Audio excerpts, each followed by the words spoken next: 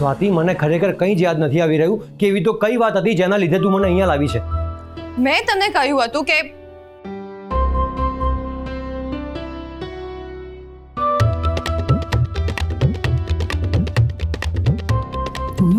ઝઘડો થાય છે અંદર. મહાદેવ, મારી ઢીંગલીની રક્ષા કરજે.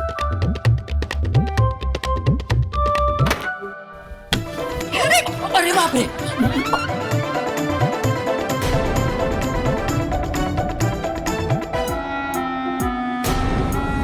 માં, તું અહીંયા શું કરે છે?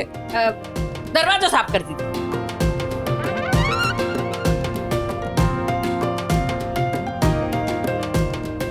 એમ બે જણ સાથે?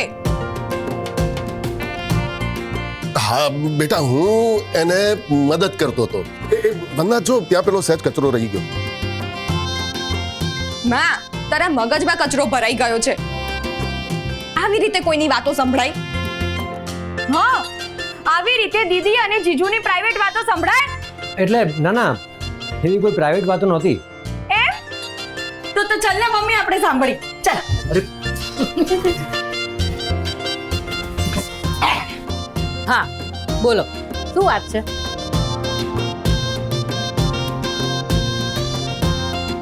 મને લાગે છે તમે અહીંયા બેઠા છો ને એટલે કુમાર શર્માય છે. અરે ના, એવું કંઈ નથી. હા તો બોલો ને જીજુ, શું વાત છે?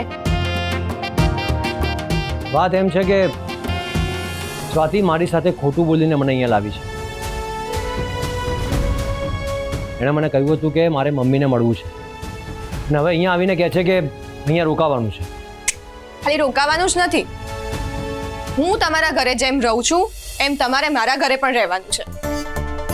એટલે એમ કે હું તમારા ઘરે રહીને તમારા ઘરને જેટલું સાચવું છું એટલું તમારે મારા ઘરને પણ સાચવવાનું છે. સ્વાતિ બેટા, એક મિનિટ પપ્પા, બોલો, છે મંજૂર? અરે પણ હું આવું શું કામ કરું? કેમ?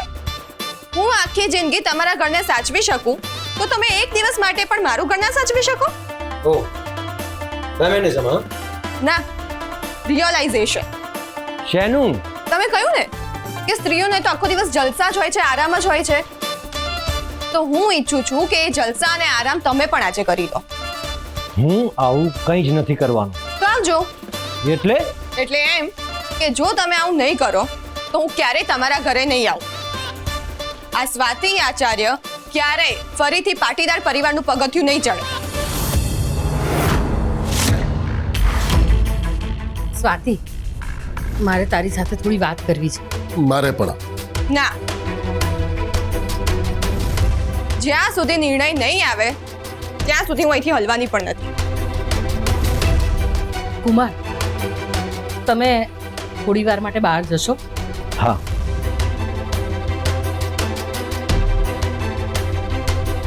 સ્વાતિ, તે કઈ ભાંગ પીધી છે કે શું? બેટા, કુમાર સામે આવી શરત રખાય? હા, પણ એમને આવું વિચારાય કે સ્ત્રીઓ માટે કેવું વિચારે છે? એમને રિયલાઇઝ તો કરાવવું પડશે ને કે હકીકત શું છે.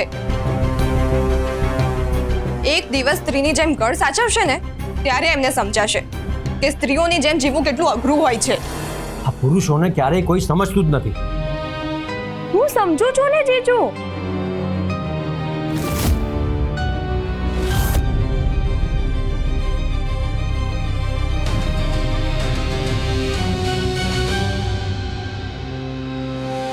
યુ નો વોટ, એક પુરુષ દિવસ રાત મહેનત કરીને પૈસા કમાય.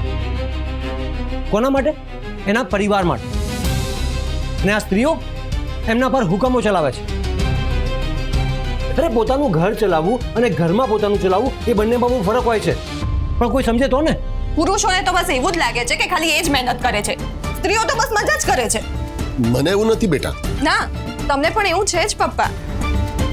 નહીં તો હું જ્યારે આખા ઘરની જવાબદારી ઉઠાવતી હતી ને ત્યારે તમે એવું ના બોલ્યા હોત કે સ્વાતિ મારો દીકરો છે. તમારી વાત એકદમ સાચી છે હા જીજુ, પણ આ સ્ત્રીઓને એની સમજણ પડે તો ને. એટલે જ હું સ્ત્રી જેવા કપડાં નથી પહેરતી. જીજુ, હું શું કહું છું, સ્વાતિ દીદીએ પણ મારા જેવા જ કપડાં પહેરવા જોઈએ.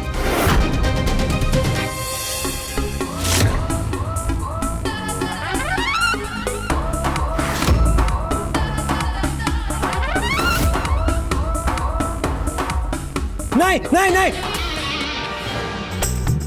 શું થયું જીજુ?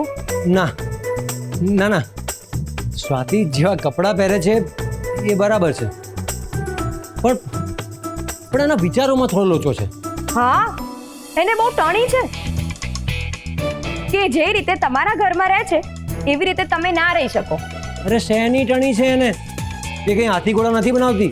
હા, પણ એ તો તમને અને મને એવું લાગે છે ને. દીદીને તો એવું જ લાગે છે ને કે એ તો જાણે આકાશમાંથી તારા તોડી લાવતી હોય.